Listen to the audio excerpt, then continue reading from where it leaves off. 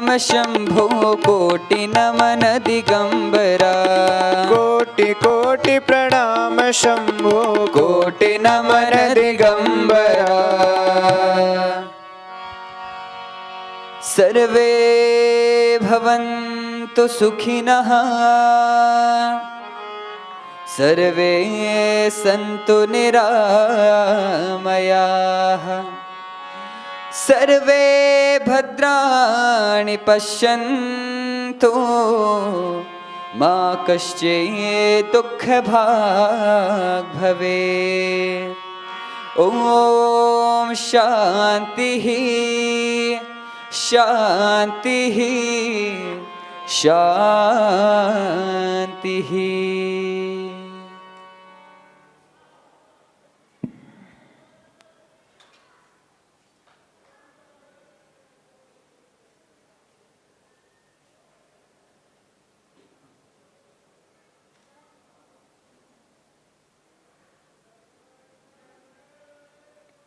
Welcome to Satsang.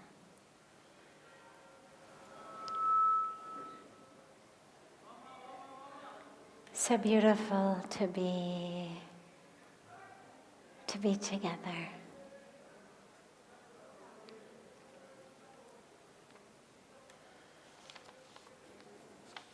Starting as usual with a question that comes in advance from our online family, then we will open it up to any questions that anyone here might have.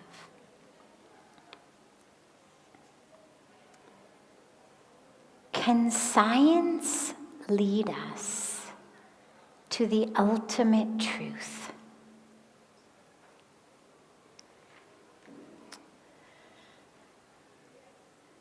It depends what type of science you're studying.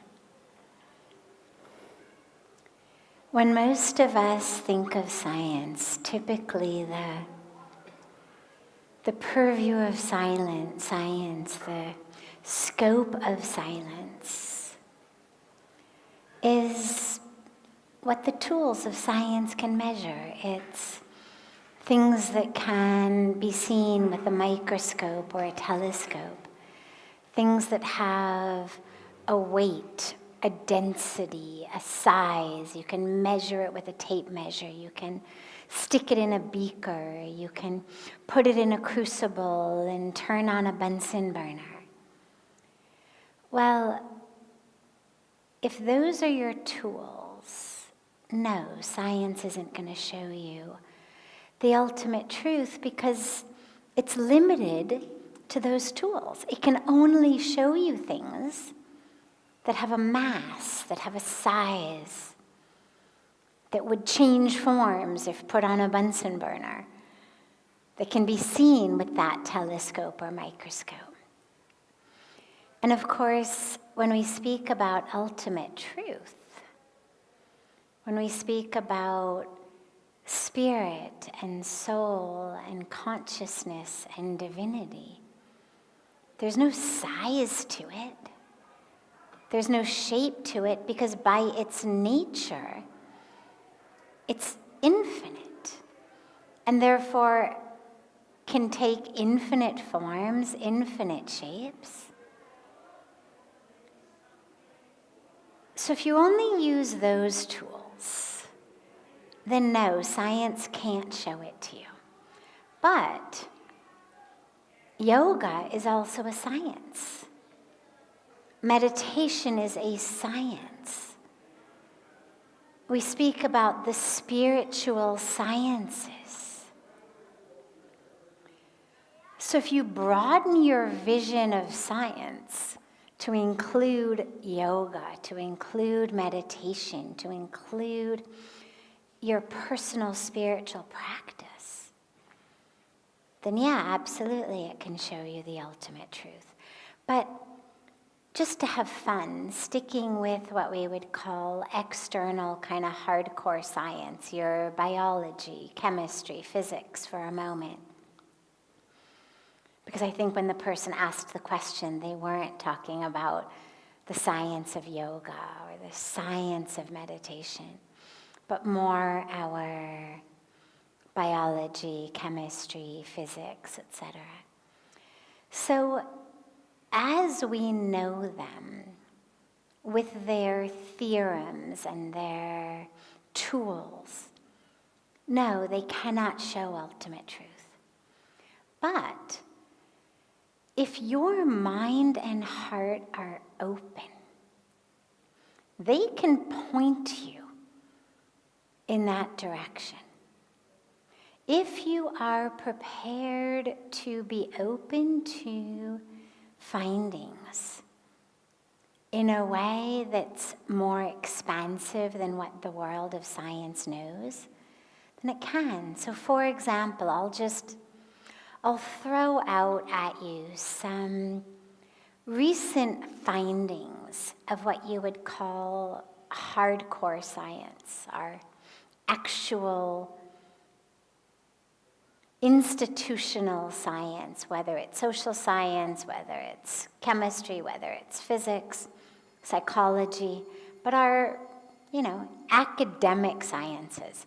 So one fun piece of data is that it's been shown that people who are spiritual, religious, who regularly attend a place of worship, doesn't matter what your religion is, but a temple, a synagogue, a church, a gurdwara, a mosque, the base of the tree in your backyard that, you have sanctified as holy, whatever it may be, but people who regularly attend a place of worship and who self-identify as very spiritual or very religious actually live longer and are healthier than people who don't.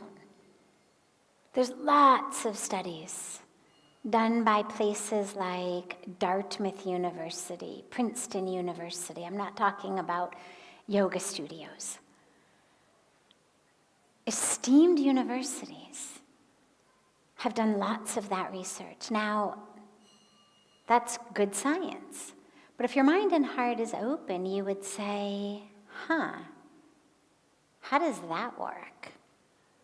What is it? What is it that our spiritual connection gives us that actually enables the physical body to be healthier and stronger? And as you're open to that, if you're really open to it, that question in and of itself, that inquiry in and of itself, is going to take you on a path to see and discover your ultimate truth. One of my favorites recently is from quantum physics. It's something they call the observer effect. Now, in Newtonian physics, when I was studying physics, I never studied it very intently, but you had to take physics in high school, and then I had to take a physics class my first year at university. We were told there were two things. Waves means energy, and particles means mass. You've got energy, you've got matter. They are different, behave differently, made of different stuff, totally different.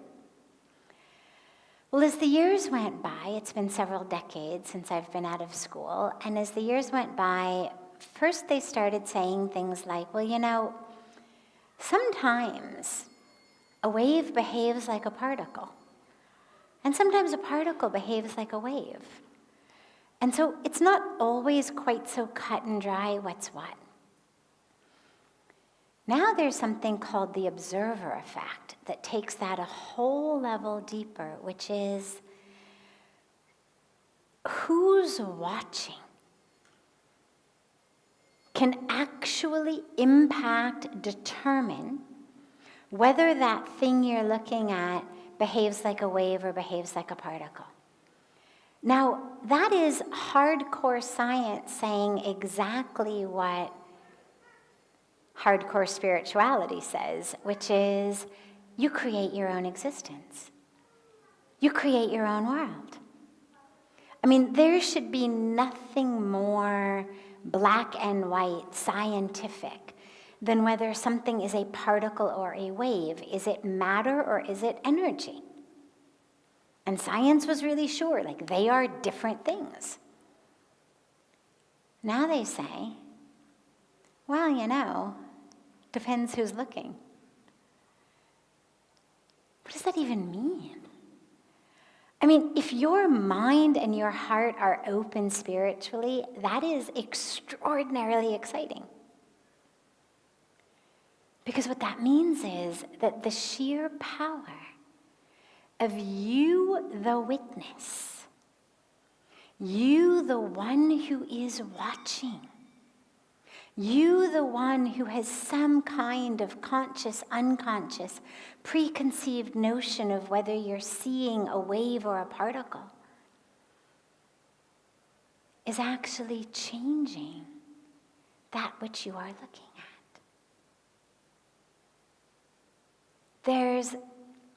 There's another concept in quantum physics that talks about something called string theory.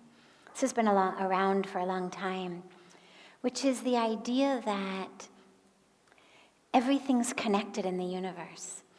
And that if over here I do something, anything, it's impacting those on the other end of the string, wherever they may be. As though if you could imagine physically, if the world literally were made of, think of a spider's web, a very intricate spider's web. If you pull on the end of one of the strings in one place, and somebody's holding on to the other end somewhere else, obviously it's going to impact them. It's going to pull them forward. It's going to send them back. So string theory says that our entire universe is connected by these energetic strings, and that literally what you do anywhere is impacting not just one person. It's not like one string and I've got one end and you've got the other end and you go off to Moscow and I pull it and you feel it. But that we are connected intricately to the rest of the universe. Now, again, if your heart and your mind are open, even a crack, that should just blast them open to reality. We are not separate. We are not separate. We are one. But what that has to mean, and follow me scientifically here, it has to mean that we are not our physical bodies. Because if each of us is simply our physical body, well, we are well aware that they are not touching. Like, here is my body over here. There's a lot of empty space. You're over there. A lot of empty space. Then he's here. She's there in between. If we're only our physical bodies, then we're not connected. At least not connected across large distances. If I've got a fever, a really high fever, and I'm emanating super high temperatures, and you're this close from me, you might feel it. But you're not going to feel it over there. Even times of COVID taught us that, a good 6 feet, you want to be extra safe, go 10 feet. And even if somebody coughs or sneezes and sends all of their, particles from within them into the air, if you're a good distance away, you'll be fine. Don't worry. Just make sure you've got your distance.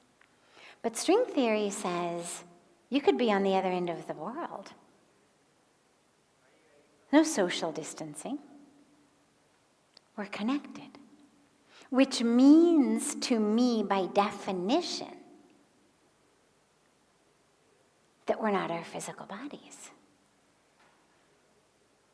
Because I am not physically connected to somebody sitting in Helsinki right now, in Finland. There's no physical part of me that's connected to that person. But if string theory is right, and we are connected, it means that there is an aspect of us, a core aspect of us, that is much bigger, much more infinite and infinitely connected than the physical body. Spirit, soul, consciousness, so this into spirituality. So, can science take you to the ultimate truth? As I began, not with beakers and Bunsen burners, but with an open heart and an open mind, some of the recent discoveries, if we really allow them to percolate in our consciousness, they absolutely can give us a doorway into the world of spirituality, a doorway into that spiritual truth that you might not have thought science could give you. And this is where it's so much fun how much they actually overlap, because so many of us think that science and spirituality are completely separate disciplines and they have nothing in common. But the higher science gets, the deeper science gets, the more it actually starts to, quote unquote, discover that which spirituality has been telling us for thousands of years. One of my favorite pieces of evidence for that is something that my beautiful, beautiful spiritual brother and dear, dear friend, Dr. Bruce Lipton, talks about, where there's, if you get a brain scan, when most of us think of a brain scan, you think about lots of electrodes literally attached to your skull with wires coming out of them, and they're measuring your brain waves. But there's now a new type of brain wave monitoring machine, brain scanning machine, that actually sits a few inches away from the skull. It doesn't actually touch you. And it still picks up your brainwave patterns. Now again, that's another one that if you really let that in, it just blows your mind wide open. Because what does that mean? It means we are literally emanating our thoughts. Our sages and saints and rishis have said for thousands of years, your thoughts are creating your world. Thoughts are things, they are creating. And we think, nah, they're just in my head. Kya farak padta, what does it matter? It's just a thought. But here's a piece of science that shows you that your thoughts are so powerful that a machine can read the brainwaves that emanate from your head out into the world. So if you allow yourself to really be open to the discoveries of science, then it definitely can open doors to the ultimate truth. Because the truth is, if the truth is infinite and ultimate, we should actually be able to get there through anything. There should be an infinite number of paths to it, an infinite number of ways of accessing it. And so I'm sure if we sat here all night, we could think of more and more ways, that more and more paths that we didn't necessarily think of as spiritual paths could be used to access that ultimate truth. But the key underlying factor of them all is the mind and the heart have to be open to the presence of that ultimate truth.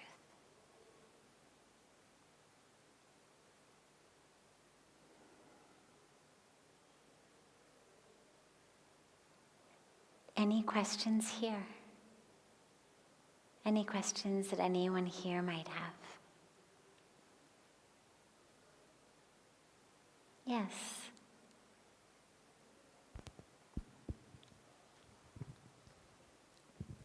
Namaste. Namaste. I'm blessed to be here in this presence and absorb this wisdom No problem. who's coming. No problem. And it's like a feeling when, for some people, when I'm seeing, listening, or just getting in contact, it's so easy and so light to be in that contact. And with someone, I feel like I want to close my doors more, or keep the distance. But so like everyone is so connected and in unity and in divine, but still this separation existing. So why it's here? So, separation, if we're all so one and connected and feel this so true, why is there still so much separation, right? Ego. In one word, that's why we have separation. Ego. Because here's what it looks like. So we begin at the beginning, which is that each of us is soul, spirit, consciousness, love, energy, right? Doesn't matter what word you use, but that is the core of who we are. Then we have this body, and we take this body in order to fulfill our karmic journey in this particular lifetime. Part of this body is a physical brain. It sits in our skull, our gray matter, our white matter. It's made up of chemicals and electricity. I mean, that's how it works. It's made up of a lot of other things, but it works by chemistry and electricity.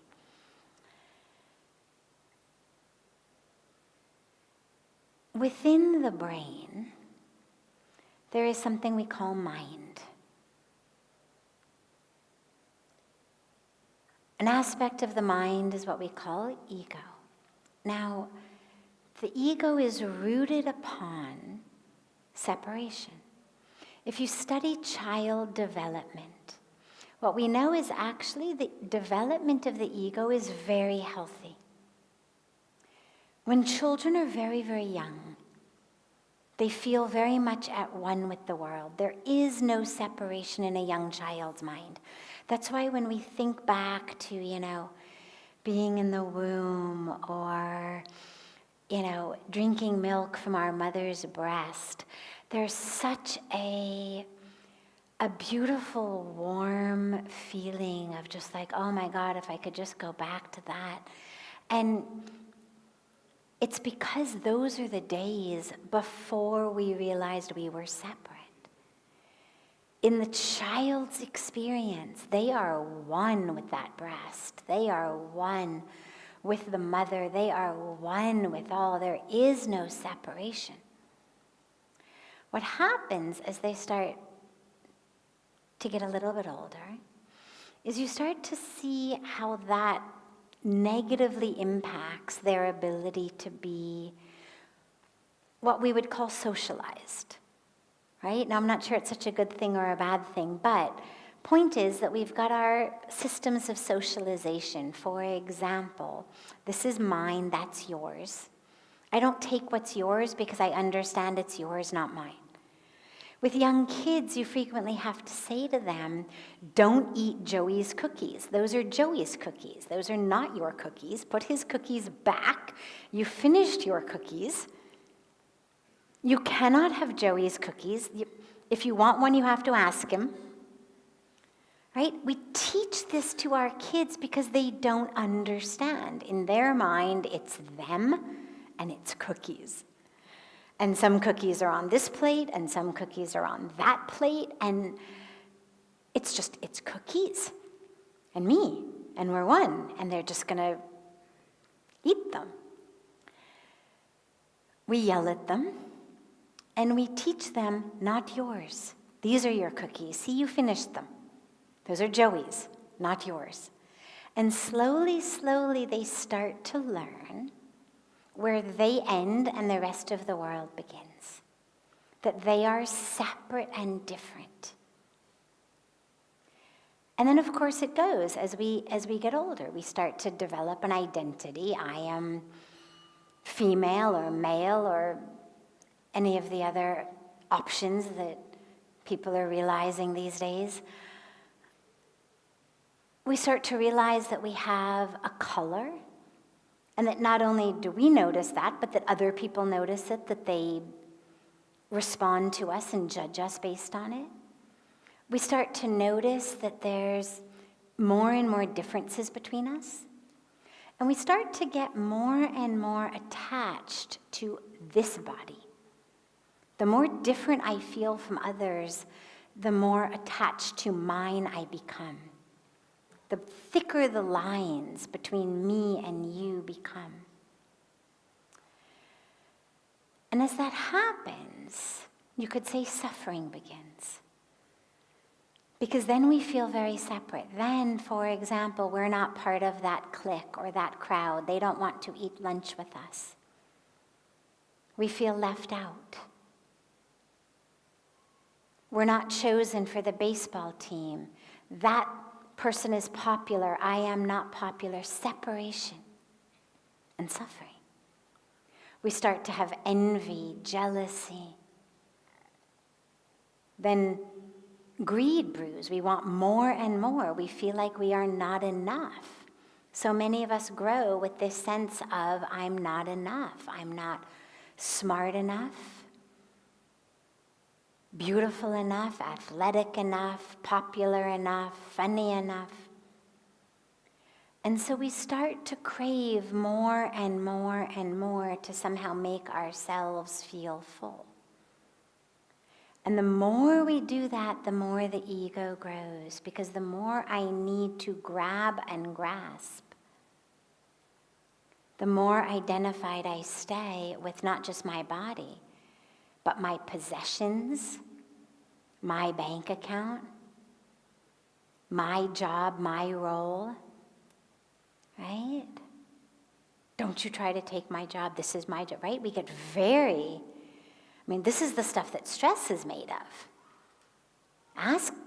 Ask people, what their stress is made of, and a lot of what you're going to hear is kind of workplace competition. This guy's trying to steal my job. She steals credit for my work. Right? We become very protective over that which is mine. This is all ego. Now remember, it began actually as a service to us. It helped us remember not to eat Joey's cookies. But then it got taken a little too far, and it went from being helpful to hurtful. And so this is the cause of separation. And of course, it's not just our own ignorance. We are, from the time we're very young, we're constantly being socialized and indoctrinated to believe we are different. Oh, she's the pretty one. You're the smart one, right? It means I'm the smart one, but it also means I'm not so pretty, right? It means there's a difference. People tell us that all the time. Why can't you be like so-and-so? He does all his homework so nicely. Why can't you? We're constantly being compared and contrasted and judged. And People are always telling you by the color you are, oh, you are that color, you can't do this, or you are that religion, we don't do this, those people, these people. So we spend the first decades of our life, kind of wherever we turn, being hit with ways of learning to separate ourselves, ways to build an identity in a box. And then we embark on a spiritual path and we realize, oh my God, I've been brainwashed. Wow. We're all in different boxes, but we're the same stuff. The containers are different, but the contents are the same. And so we slowly start to break down those identities. We slowly start to re-identify as content rather than container, as essence rather than form, and to see each other like that. And that's where we come back to oneness. But it takes some undoing. That's why we always say meditation is an undoing of all of what you've learned about yourself. It's not becoming something else. It's simply unbecoming who you've spent the last decades being indoctrinated to believe you are. And then you experience the truth.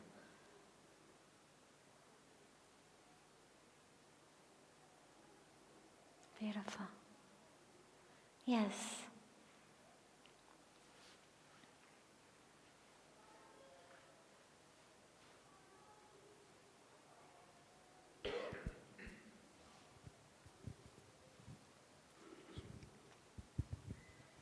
Namaskar.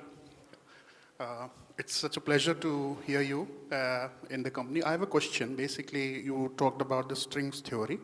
So About the? Strings theory. Yes, string theory, yes. So the thought that we emanate, it basically emanates in the space, be it positive, negative. We are humans sometimes. So my question is, is it our thoughts are creating our ecosystem, whatever we are thinking, okay, at any point in time, it can be conscious or unconscious, positive, negative, greed, selfish, it can be anything. Sometimes it is our control, sometimes it is not. So is it creating a kind of ecosystem back from the nature, some environment, and if yes, how do we control it? Great. So are our thoughts creating the unconscious ones, the conscious ones? Is it creating kind of an ecosystem in the environment around us that impacts us? Absolutely. Absolutely it is. This is why step one of spiritual practice is become conscious, become mindful, become aware. Learn to control your thoughts. They absolutely create our world. Now, there's many ways they do that.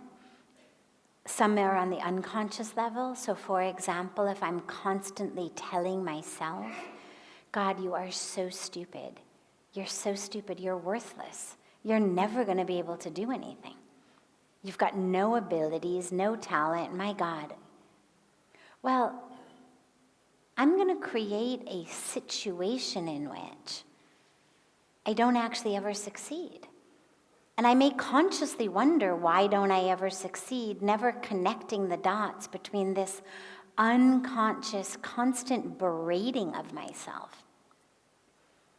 Constant telling myself that I'm not going to succeed, that I'm not smart enough, that I'm not worthy, that I'm an idiot. I mean, think about how many times most of us say to ourselves during the course of the day, oh my God,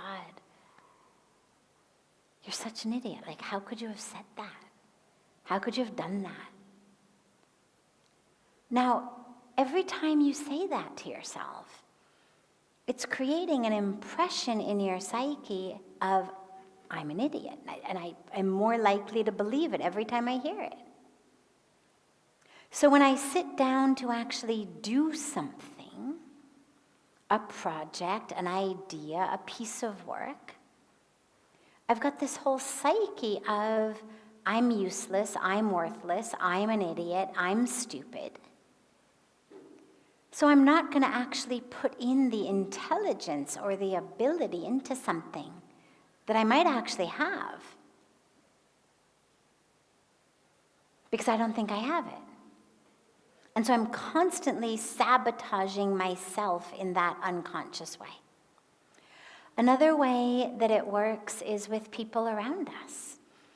You know, if you're really negative and judgmental, well, the world acts the way you think they are. My favorite story about that is the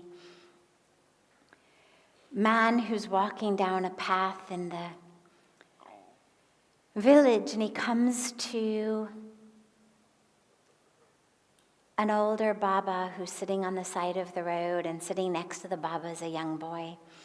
The man asks the Baba, he says, how are the people in the village up ahead? And the Baba says, well, where are you coming from? And the man says, I'm coming from such and such a village. And so the Baba says, well, how are the people there? And the man says, oh, they are wonderful. Such beautiful people. Honest and loving and caring and sharing and generous. And the Baba says, great news. The people in the village up ahead are even better. So the man very happily walks by. Another man walks up and says to the Baba, how are the people in that village up ahead? And the Baba asks him the same question. Where are you coming from? How were the people there? Turns out he's coming from the same village the other guy was. But he says to the Baba, oh my God, those people were awful. Liars, cheats, thieves. I couldn't wait to get out of there. And the Baba says, well, I've got some bad news for you. Because the people in the village where you're going are just as bad. And as the man walks by, the little boy sitting with him says, but Babaji, how is that possible? There's only one village up ahead. How is it possible that you tell the first guy they're wonderful, the second guy they're horrible? And the Baba says, because whatever we're looking for, that's what we're going to find. The first man clearly saw people with the lens of light, of love, of generosity, of acceptance, of compassion. And he got what he was expecting. He was expecting people to be good and kind and honest, and that's what he saw, that's what he got. And the second was expecting the opposite. And it's not just a matter of vision. We literally get from people that which we are expecting to get from people. It's not just that we see them differently. People rise or fall to an occasion based on how we go into that interaction.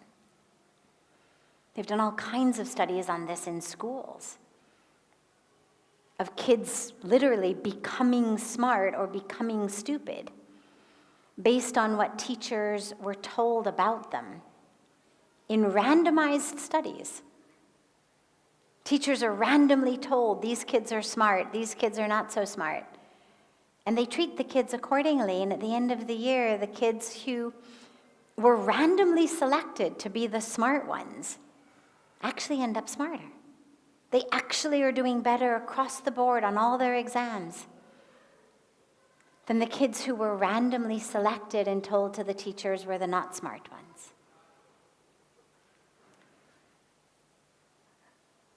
But it goes also on a conscious level. So all those levels are the sort of unconscious, subconscious levels as we move through the world. But on a conscious level also, we know that what we think has the power, when we are doing it consciously, to impact everything ranging from the rate at which plants and flowers grow, the rates at which seeds germinate, the rates at which cancer cells sitting in a petri dish divide. Now, these are amazing studies, and they've been done by top universities.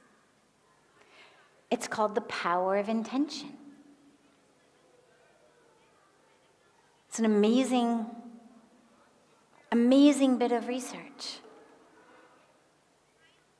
People sitting in one part of the world intending means very consciously, deliberately thinking in a focused way, have been shown over and over and over again to be able to impact so many different things in places across the world. There's an author and a researcher named Lynn McTaggart who's written a couple of different books on this. The Intention Experiment, The Power of Eight. If you're interested in it, they're really exciting books and pieces of research that show over and over again how what we think, consciously, deliberately, actually manifests. So, yes, your thoughts are creating a huge ecosystem in your environment and across the world. In order to have the impact across the world, they've got to be more conscious.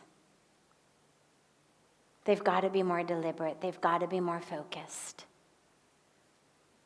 But in terms of creating our own ecosystem here, my own world, all of our unconscious and subconscious programming is hard at work creating your world and filling it with all the people you are expecting to find there. So this is why we learn to watch our thoughts. I saw a beautiful sign many years ago that said, "Watch your thoughts and you will see the future." So, yes, it's the most important place to start. By watching them, we learn to control them. We learn to choose them.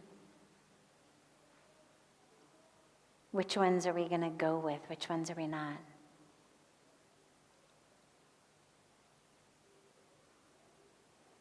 Beautiful. Have a beautiful rest of your evening. A beautiful morning and day to our family joining us online through the gift of technology. I look so forward to seeing all of you tomorrow. And so much love to you all.